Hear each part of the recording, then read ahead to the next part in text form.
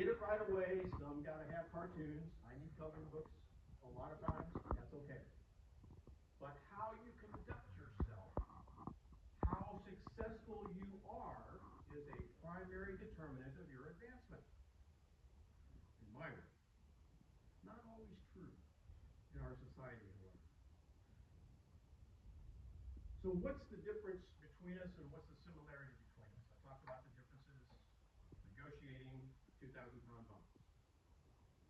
But we, the people in this room, live and exemplify the values of our nation.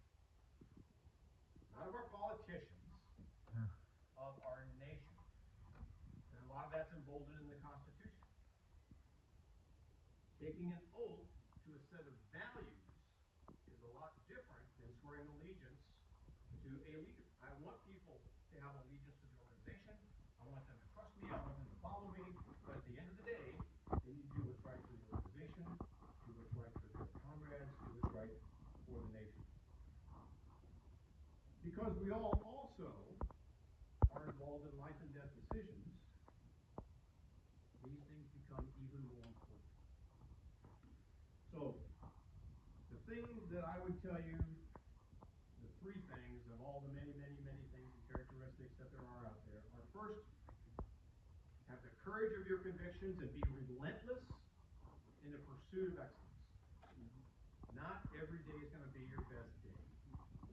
Some days you got to go home, put your feet up, and have whatever drink of choice you want, and go, yeah, I didn't do so good this way. Tomorrow I'm going to try again. But have the courage to be relentless. Show integrity. You're going to get challenged. It's okay. And it's also okay to say, I didn't think about it that way. I didn't understand the implications of my actions. You can say that a couple times, get away with it. After a while, we start wondering about it.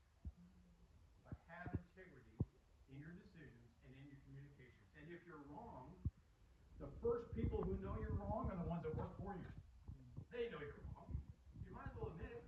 Get it out of the way. Okay, I was wrong about that. How do we fix it?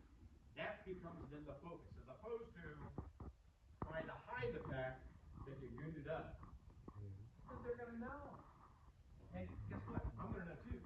If I'm your boss, I'm going to know. I had a lot of people try and snow me, and it really doesn't work. And that last piece I'll say again is relentless effort. Don't give up. It's too important. Don't give up. So that said, those are my remarks. Bingo. That's what we do, right about 12:30, like you said. So we can talk about anything you want to talk about, or you can just excuse me and I'll leave. So the floor is yours. Questions? What do you think about the moral direction this country's going in? Wow.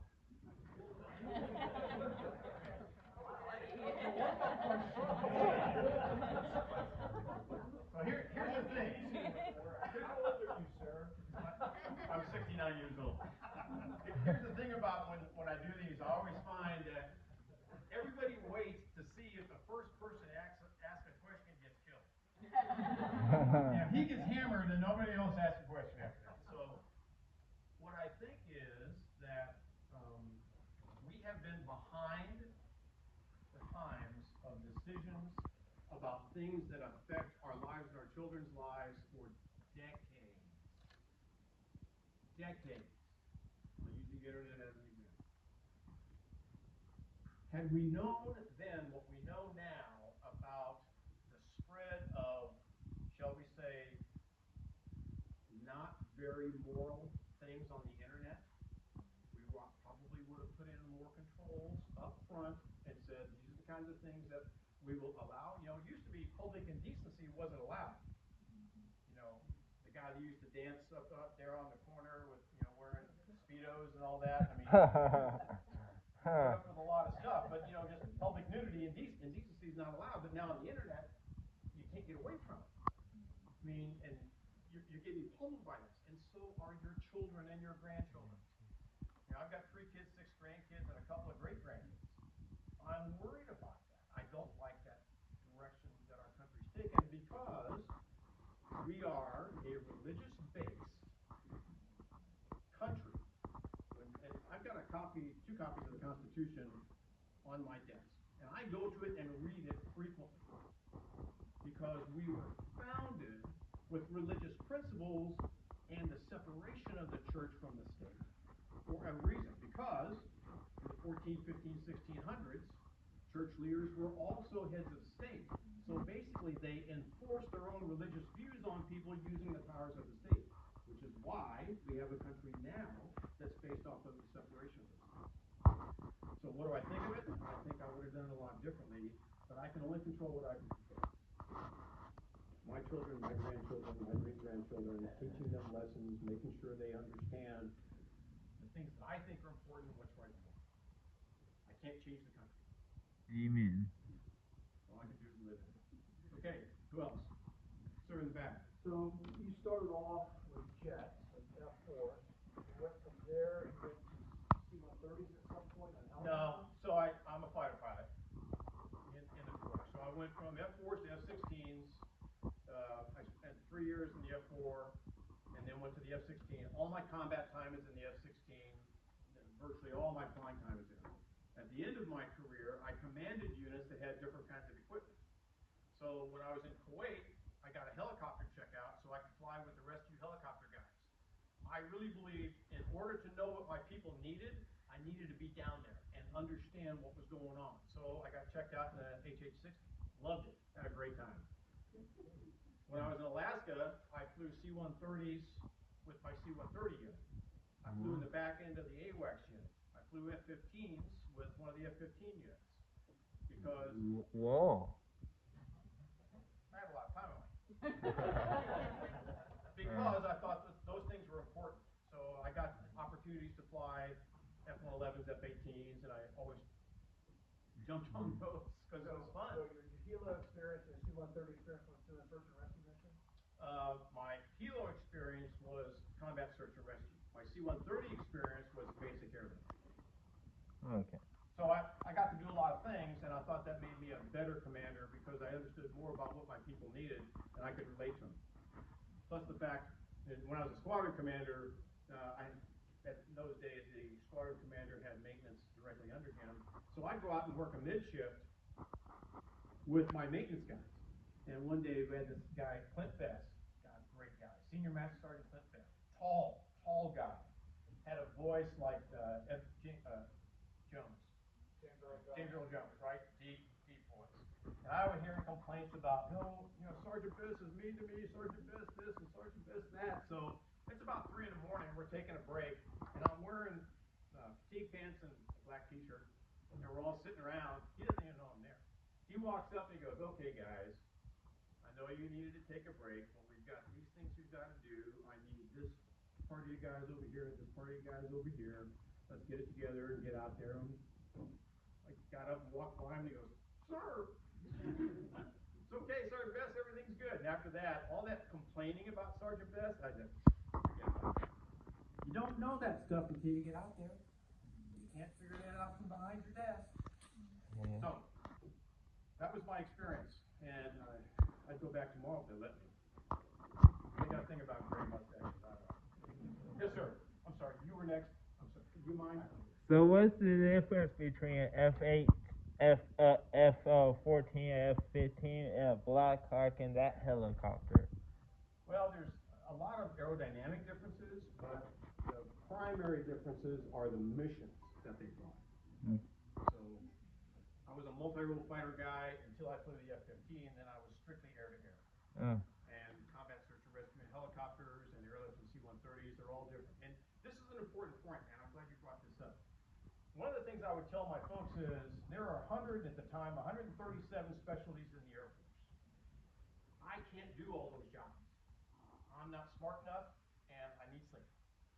So I depend on people to do their jobs, and I depend on people to tell me when they can't do their job before we fail. So I have an opportunity to help fix it. What about the C5 and the C? Did fly. There's a lot of airplanes that didn't get flown. Okay. Yes, sir. You were next. Do you believe the training of our military has regressed or regressed? It's regressed. And it's regressed in a couple of different ways. And this is the law of unintended consequences. In part, and it's also just basic lack of resources. We tend to believe that if we were successful last time, which we were, that we're going to be successful next time. We tend to not think our way through the harder problems in public. We tend to do that in very small groups and private. And then we try to find ways of working through those problems without creating a crisis. My personal opinion is that if my folks are trained, highly trained and ready, whatever different mission comes down the pike, they're going to be able to handle it because they're highly trained. If they're not highly trained, any small change disrupts the organization and it disrupts our ability to accommodate new things. And that's very hard. So because we've scaled back on funding, we've been scaling back on funding for a very long time. Sequestration was not the first time, it was the biggest hit that we took. But that continued through the next several years. The first Trump administration stopped the bleeding, but didn't rebuild the budget. That's all bullshit. There was no rebuilding. We just stopped the bleeding, leveled things out for a while, then started down again. Now we're trying to stop the bleeding again. And it's very difficult.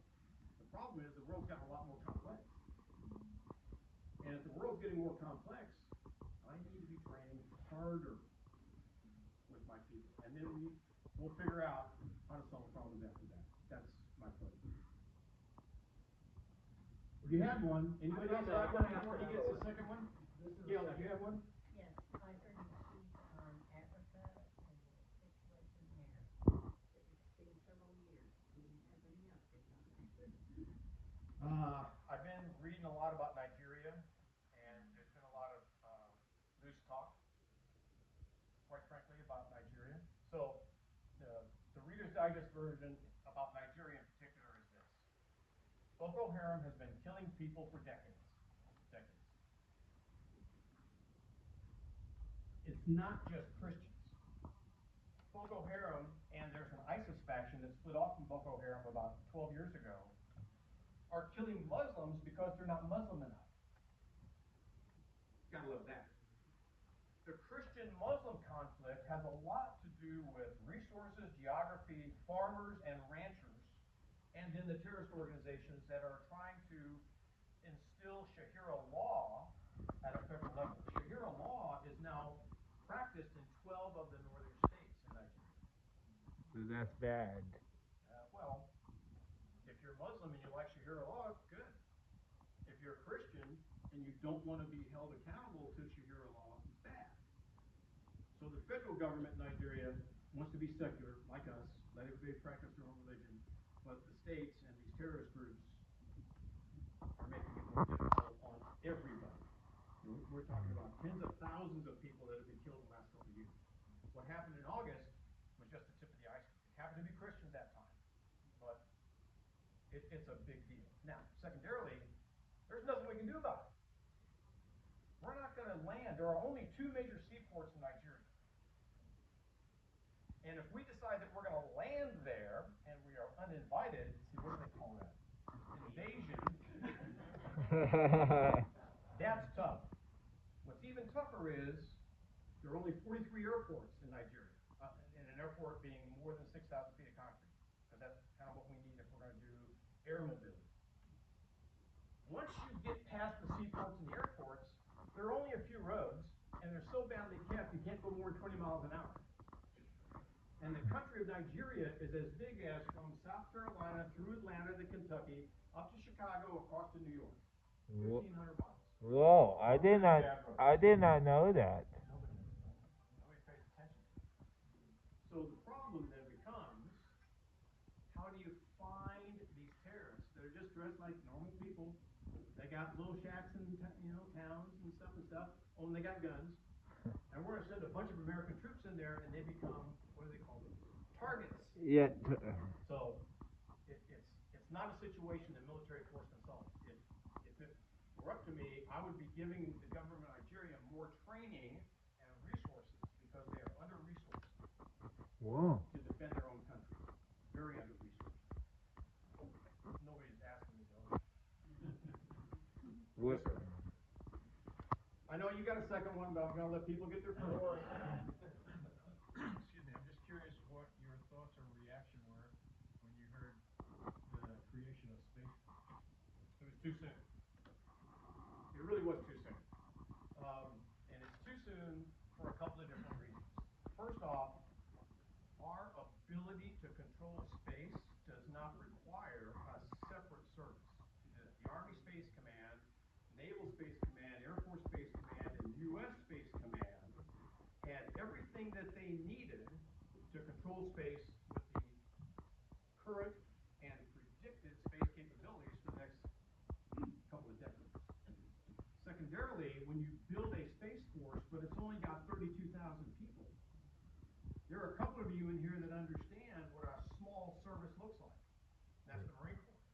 And I did all the force structure analysis in QDR 01. And I was steeped in all the services, including the Marine Corps. And the Marines, and we've worked with them a lot, but essentially about 160,000 is as small as you can get and still grow leaders and have enough to choose from. So let's put it this way. When I got promoted general officer, there were 32 of us. There were 3,600 people considered.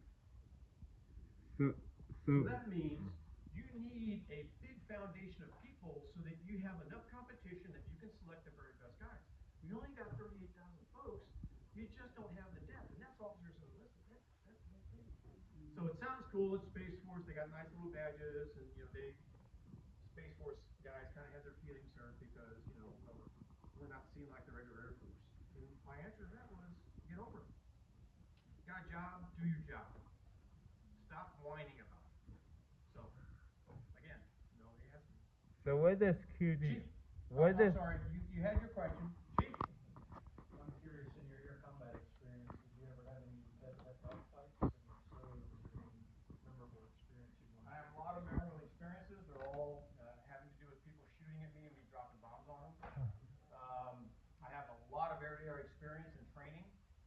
I had one commitment where I was leading a force ship, and a MiG-21 and a MiG-23 were launched out of Iraq for us, and we committed out against them, and they turned around and ran. So I didn't get within 15 miles of it. Really, really hacked me off. Some of my lessons are about taking risks are all related to combat. I'll tell you one story, and then you get your second question, and then you get to tell me when I should shut up. Okay? Emmy. So my story is, I was leading an 8-ship one night, and we were going out against fiber optic network bunkers. All these fiber optic network bunkers controlled the air defense system for Baghdad South. Wow. And it took us a while to find them, but we found them. They were 18-inch thick reinforced concrete 8x12 slabs with all the IT stuff for the fiber optics underneath. So we launch off. I'm leading it because it's a big deal. I'm about 30 seconds away from dropping my two 2,000-pound bombs, and we had the 8 bunkers were close enough that you couldn't hit them all at the same time because of the bluing effects with infrared guidance. There's a longer story to that, but so we had alternate targets based off of the winds and what we were trying to do. About 30 seconds out, I see a school bus coming down the road in my targeting pod. Well, the first thing is, what school's going to have a bunch of kids on the road at 3 o'clock in the morning? The answer was, it doesn't matter. It's a school bus. So I aborted the mission. Now, the problem was we were flying south to north, and we had all the SAMs in front of us, which, when they start shooting, that's your best chance of survival. Well, unfortunately, we had nowhere to go. So we had to go north of the bunkers into the sand belt, and we start getting lit up. Well, while we're being lit up, I said, we're going to retarget, reverse the targeting, we'll flip back around because you're coming from a different direction with the same winds. That means that everything you planned on is going to be bad. So I had to reverse the targeting, did that, came back around. The SAM started lighting us up as we turned and headed south. A couple of them were fired, way out of range. Wasn't a big deal. I was the only guy who could take that risk. I was the only guy who was in the position that had the knowledge and the experience and could make that snap decision. That's why leaders have to take risk. Bus went through and don't know who was on it, don't care.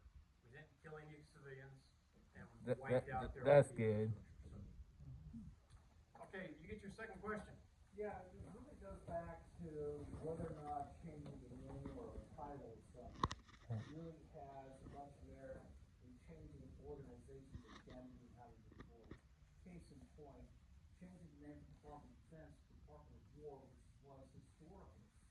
Does that really make much of a difference in the mindset, or do we think this is part of that department? Well, I don't agree with your premise. Huh. I really don't care what they think. I care what the rest of the world thinks. And for us to be a Department of Defense establishes us in the moral high ground. The moral high ground internationally is extremely important. If you're a Department of War, although my job is to fight and win the nation's wars, and I get that, and everybody else gets that too.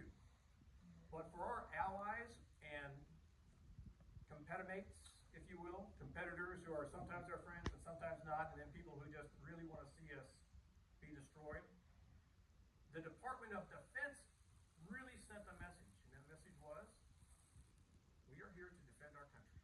Don't mess with us. We are the best in the world at what we do. If you mess with us, we're going to thump you.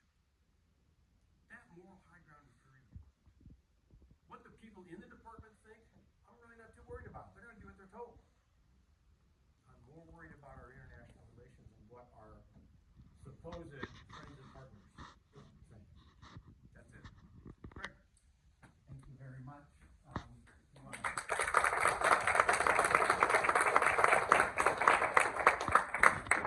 Something here.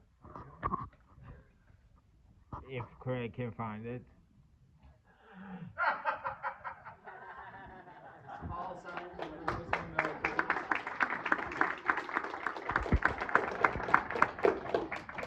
My kids will love this. Please don't put that in the back. Actually, my daughter got me a license plate as a gift one time years ago. She was like 15 or 16. And she would sit in the back when my wife and I talked about all the training and the battles and the fights and everything. So she got me a license plate that said, killer. I want to shake your hand one more time with our HD veteran coin. It's a pleasure being with you guys today. Thank you all very much. Yeah. I mean, I hope you all appreciate that.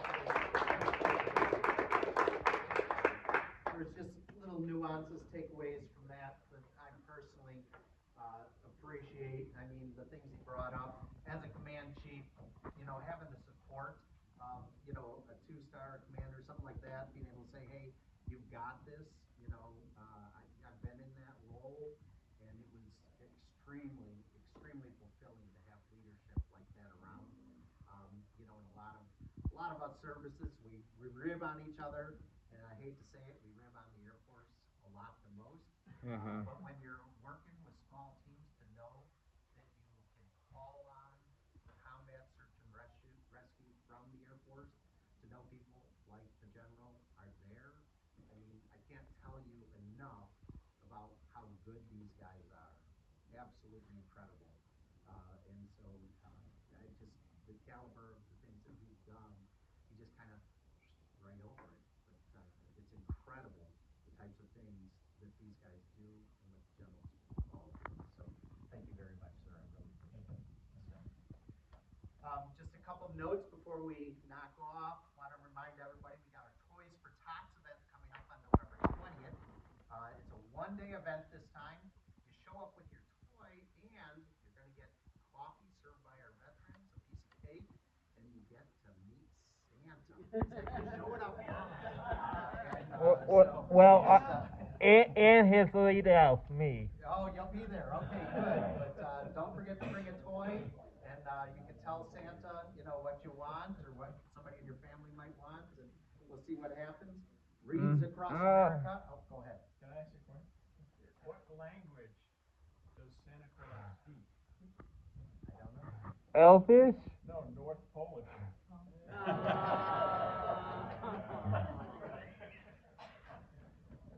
Reads across America. Yes. Is at the Tallahassee National Cemetery on December 13th. So if you want to attend that, that's on December 13th.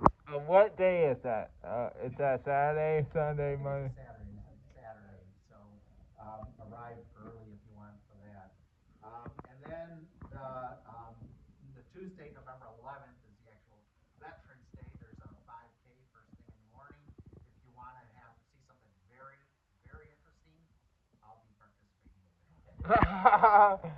Okay. No, Craig, run, Forrest, run. But also, I encourage everybody to show up at the parade.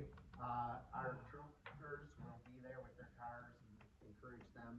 So I What will day is also- the parade? Tuesday, and that'll be I think at 10:15 is when it. Yeah, all right, yeah. Thank you. At 11 it starts. I know it's 10:15. We're supposed to be there. Okay, I will try to take that day off to film that. Good, yeah, make sure you're there, and don't forget, get pictures of the troopers' cars, FHP will be there. No, how about I take a video for my channel? Yeah, that'll be good. Yeah, then I can show Admiral his jokes. Don't forget to sign in over there, and I wanna thank, St. Jurassic Rail Fanner. appreciate, your support, the executive director's support, and, the maintenance staff setting all of this up. In Custodio. Mark, you guys for all your support and putting, all this Okay, together. And with Bruno, the main man, the myth, the legend. I mean, the graphics Bruno does, you know, in my time as a defense contractor, I had organizations of 110,000 that I helped manage. And I had graphics departments of 40, 50 people, and they couldn't do stuff like this. I mean, he's the man, the myth, the legend, so thank you for that. And thank you to all our veterans and their families. I hope you heard the messaging here is absolutely terrific. And so with that, be safe, and God bless and bring